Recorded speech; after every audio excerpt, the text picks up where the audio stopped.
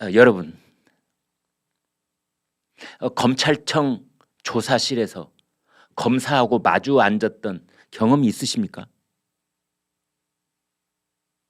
이런 경찰서에 가는 거 말고요. 경찰서에는 가령 누구하고 옆집하고 이렇게 멱살잡이로 다툼을 벌여도 경찰서에는 가게 되지요. 교통사고가 일어나서 어느 쪽 차가 찌그러지고 합의가 안 되면 경찰서에는 가게 되지요. 그런 경찰서 말고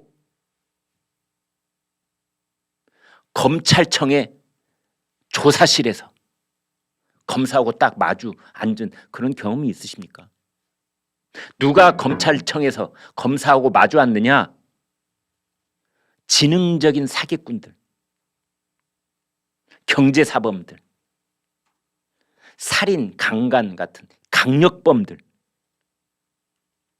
또는 수백억, 수천억의 손실을 회사에 끼치는 배임죄, 횡령죄의 장본인들, 그리고 국회의원들, 그리고 청와대 비서관들, 그리고 전직 대통령. 그래서 검사하고 조사실에서 마주 앉게 되는 사람이 누군가 떠올려 보면은 검수완박 개정안이 통과될 때 누가 지금 웃고 있는지 짐작이 가는 겁니다. 누가 지금 쾌재를 부르고 있는지.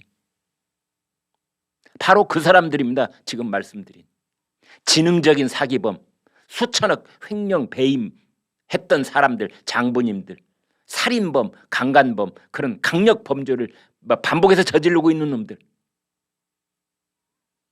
그리고 국회의원 나으리들, 그리고 청와대 비서관 나으리들, 그리고 전직 대통령. 검수완박. 검수완박이 뭐야? 검찰이 갖고 있는 수사권을 완전히 박탈한다. 원래 그게 수사권이 그렇게 돼 있었어? 완전히 박탈하면 그건 또 어디로 가나? 경찰한테 가나? 근데 이렇게 하는 이유가 뭐지? 그 이유를 알고 싶으시면은요, 검수완박, 검찰에게서 수사권을 통째로 드러내버릴 때 최대 수혜자가 누군지를 보면 됩니다. 검수완박으로 이게 다 이루어졌을 때 이거 본질적인 성격이 뭐야? 이랬을 때 궁금하시면은 누가 이득을 보는가, 이걸 따져보면 됩니다. 검수완박법 이 개정안이 통과될 때 최대 수혜자는 문재인 대통령입니다. 오늘 동아일보에 김순덕 칼럼에 그렇게 써놨더라고요. 최대 수혜자는 단연코 문재인 대통령이 된다. 왜 그렇게 보는가? 첫 번째, 71억 원의 거액이 언급되어 온 문재인 대통령의 사위 서모 씨의 타이 이스타젯 특혜 취업 의혹 수사는 9월이면 증발될 공산이 크다. 더불어민주당의 이상직 국회의원, 그 사람이 실소유주였던 한국에 있는 이스타항공, 여기가 갑자기 태국에 정체도 수상한 타이 이스타젯이라는 회사를 하나 만듭니다. 글로 흘러간 돈이 70매덕이라는 말도 있고 90매덕이라는 말도 있고 일단 글로 갑니다. 그런데 타이 이스타젯은 저가 항공 티켓을 전문적으로 영업하는 그런 회사입니다. 그런데 영업 실적을 보니까 그냥 제로에 가깝습니다. 영업 실적이. 그리고 그 사이에 보니까 문재인 대통령의 사위가 그 회사에 입사를 한 겁니다. 그것도 고위 간부로. 그런데 서울에 있는 이스타항공에서 태국에 있는 타이 이스타젯에 70매덕이 갔는데, 70매덕이 그걸로 갔는데, 그러니까 서울에 있는 본사가 태국에 있는 자회사한테 70매덕을 줬는데 그 회사가 사용한 돈은 7억인가요? 9억인가요? 정도에 불과하고 나머지 66억이 어디론가 연기처럼 사라진 겁니다.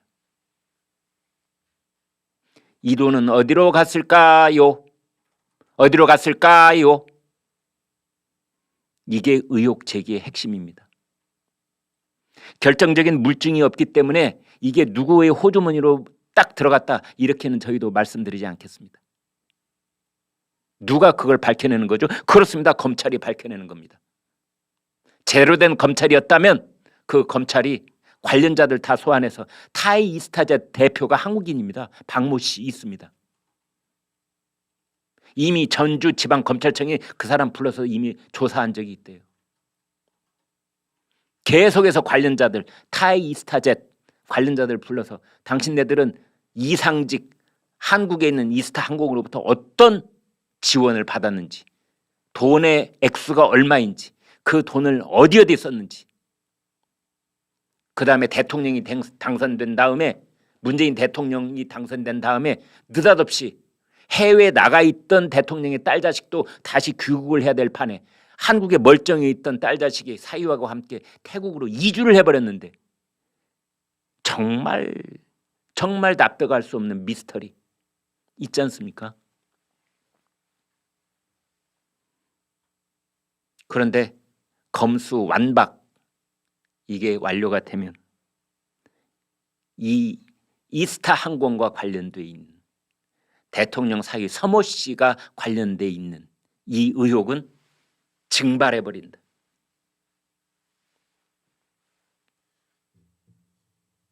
두 번째, 30년 직위를 위해 청와대 8개 부서가 동원된 울산시장 선거 개입 및 하명 수사 사건도 검수 완박과 묻히게 될 것이다.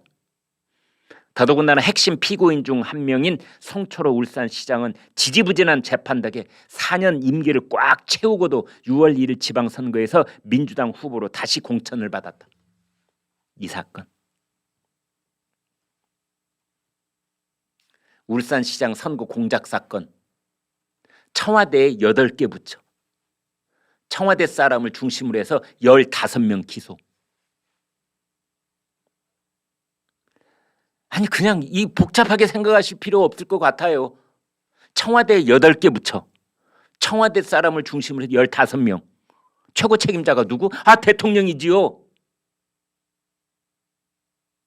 8개 부처에 15명. 그 위로 꼭지점 쳐다보면 누구 한 사람 남아있는데 그게 누굽니까? 문재인 대통령이죠. 더더군다나 송철호 시장은 문재인 대통령하고 30년 직이라면서요. 부울경이 민변 변호 뭐요? 인권 변호사? 3대 인권 변호사가 있는데 송철호, 노무현, 문재인. 그래서 30년 동안 직이었고 내 소원은 우리 철호 형이 당선되는 것이다. 이래 왔지 않습니까? 그래서 8번인가 9번인가 선거에 떨어졌는데 문재인 대통령이 당선되는 게 내 소원이다. 그래가지고 청와대 8개 부처가 동원된 거 아닙니까? 이 사건 검수 완박이 되면은 또 증발될 것이다.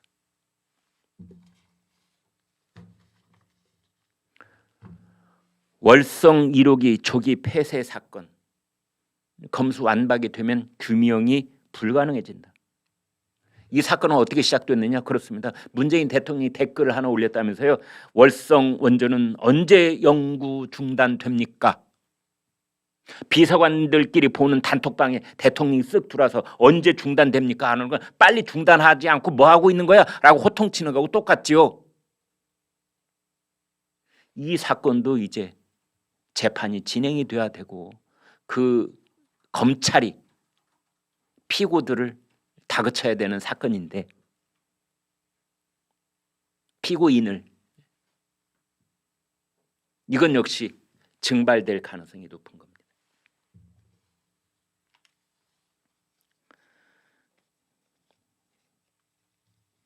따라서 이번 사건이 도대체 검수 완박이 궁금하시걸랑 검찰청의 조사실에서 쇠고랑을 찬 채 검사와 마주 앉는 사람이 누구일까 한번 떠올려 보시고 또 검수완박 개정안이 통과가 되면 최대 수혜자가 누굴까 떠올려 보시면 민주당이 입법 독주를 강행하고 있는 검수완박의 본질적인 성격을 금세 아실 수 있을 겁니다.